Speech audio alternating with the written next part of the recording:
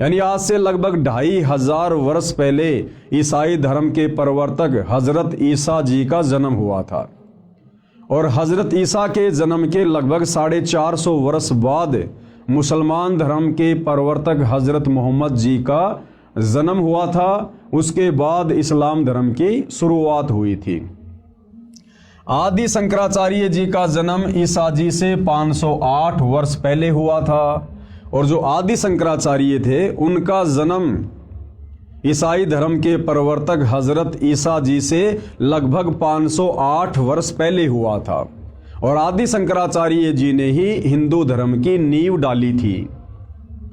आदि शंकराचार्य जी का जन्म ईसा जी से 508 वर्ष पहले हुआ, जिसने सनातन धर्म यानी पंथ को हिंदू नाम भी दिया।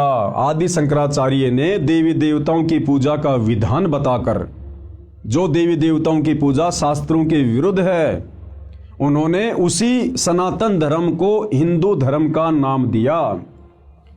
सनातन धर्म यानी हिंदू नाम भी दिया। मूर्ति पूजा, देवी देवताओं की पूजा पर आधारित कर दिया। आदि शंकराचार्य जी से पहले कोई भी व्यक्ति मूर्ति पूजा नहीं किया करता था, पाखंड पूजा नहीं किया करता था, देवी देवताओं की पूजा नहीं हुआ करती थी। केवल वेदों के अनुसार एक ब्रह्म का ओम मंत्र जाप किया करते थे। लेकिन आदि शंकराचार्य जी ने सनातन धर्म यानी उस पंथ को फिर हिंदू नाम भी दिया और मूर्ति पूजा, देवी देवताओं की पूजा पर समाज को आधारित कर दिया। सनातन धर्म सतयुग से चला आ रहा है, इसलिए हजरत ईसा जी, हजरत मूसा जी, हजरत आदम जी तथा हजरत मोहम्मद जी के जीव पहले सनातनी थे। सनातन धर्म सतयुग से चलता हुआ आ रहा है। सतयुग से कैसे? यानी हमारे जितने भी पूर्वज थे वो सभी वेदों के अनुसार साधना किया करते थे, धर्म कर्म किया करते थे। और जो व्यक्ति वेदों के अनुसार साधना करते हैं उनको सनातनी कहते हैं, सनातनी। तो ये जो सनातनी पूजा है ये सतयुग से चलती हुई आ रही थी। और हजरत मोहम्मद जी, हजरत ईसा जी, आदि शंकराचार्य जी, बाबा आदम जी, इन सभी जीवों की आत्माएं पहले के युगों में भी थी। क्योंकि जब तक हमारा पूर्णतया मोक्ष नहीं हो जाता है तब तक आत्मा शरीर धारण करती रहती है, कभी मनुष्य का तो कभी 84 लाख योनियों में पशु और पक्षियों का। तो गुरुदेव भगवान कहना ये चाह रहे हैं कि नादान आत्माओं, ये सनातनी पूजा, ये सनातन धर्म सतयुग से चलता हुआ आ रहा है। और इस सनातन धर्म के टुकड़े हुए आदि शंकराचार्य के बाद लगभग आज से 3200 साल पहले आदि शंकराचार्य जी का जन्म हुआ। उसके बाद हिंदू धर्म बना, उसके बाद ईसाई धर्म बना, उसके बाद मुसलमान धर्म बना, उसके बाद जैन और सिख धर्म बना। लेकिन आज से 3200 साल पहले यदि हम नज़र डालें तो केवल सनातनी पूजा हुआ करती थी, वेदों के अनुसार साधना हुआ करती थी।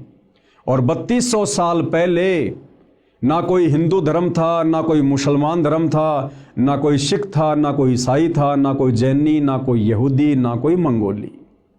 तो विचार करने की बात यह है कि जो लोग ईसा को अपना इष्ट मानते हैं, अपना रब्बी मानते हैं, अपना गुरु मानते हैं और ईसा मसीह के पद चिन्हों पर चल रहे हैं, उन लोगों को विचार करना चाहिए कि आज से 3200 साल पहले यानी ईसा जी के जन्म से 508 वर्ष पहले भाई ईसाई धर्म का कहीं कोई नामो निशान भी नहीं था।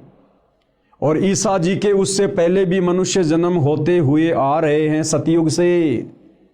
तो आज से पहले ईसा जी कौन थे? सनातनी थे। इसी प्रकार मुसलमान धर्म के लोग हजरत मोहम्मद जी को अपने धर्म का प्रवर्तक मानते हैं।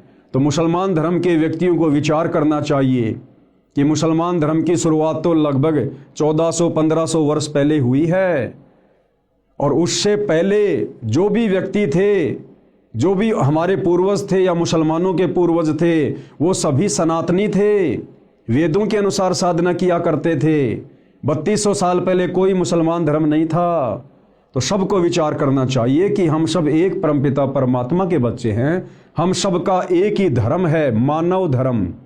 जिसके अंदर इंसानियत है, मानवता है, वो व्यक्ति धार्मिक है। और हमारी कोई जाति नहीं है, हम सब जीव हैं, जीव। कल को शरीर छूटने के बाद अगर भक्ति सही नहीं बनी तो 84 लाख योनियों में जाकर अन्य प्राणियों के शरीर धारण करेंगे। फिर 84 लाख योनियों का चक्कर काटने के बाद एक मनुष्य जन्म मिलेगा। और वो मनुष्य जन्म ना जाने फिर किस धर्म में मिल जाए, किस जाति में मिल जाए। जरूरी नहीं है कि मुसलमान धर्म का व्यक्ति मुसलमान धर्म में जन्म लेगा, हिंदू धर्म का व्यक्ति हिंदू धर्म में ही जन्म लेगा। क्योंकि वर्तमान में हम जितने भी व्यक्ति आपस में धर्मों में बटे हुए हैं, हिंदू, मुसलमान, सिख, ईसाई, आज से 3200 वर्ष पहले हमारे पूर्वज सनातनी थे, सभी वेदों के अनुसार साधना किया करते थे। हम सब के संस्कार आपस में रले मिले हैं। तो भाइयों और बहनों, हमने इस सत्य आध्यात्मिक ज्ञान को समझकर, पहचान कर, इतिहास में नज़र डालकर, उसके बाद आप और हमने सतगुरु रामपाल जी से सत उपदेश लेकर ये सत भक्ति शुरू करनी चाहिए। जिस सत भक्ति के करने से हमारी आत्मा का कल्याण होगा। फिर हमने ना कभी हिंदू बनना, ना मुसलमान बनना, ना सिख बनना, ना ईसाई बनना, ना इस गंदे लोक में जन्म मरण के चक्कर में पड़े रहना, ना हमने गधे कुत्ते सूअर की योनियों में जाना, ना हमने नरक भोगना।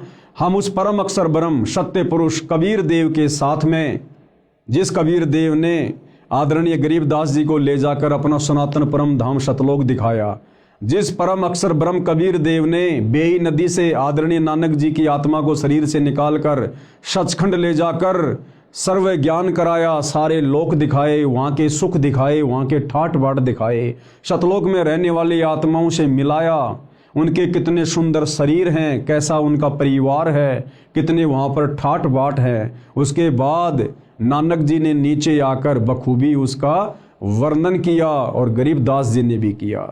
तो इस प्रकार से भाइयों और बहनों, वर्तमान में हमने पुनः सनातन की ओर चलना होगा, हमने उसी सनातनी पूजा को अपनाना होगा और तभी आप और हमारा मोक्ष संभव है। अन्यथा खाली जुबान से सनातन की बात करने वाले वर्तमान के साधु संत महात्मा, इनको भाइयों और बहनों सनातन के सह का भी ज्ञान नहीं है।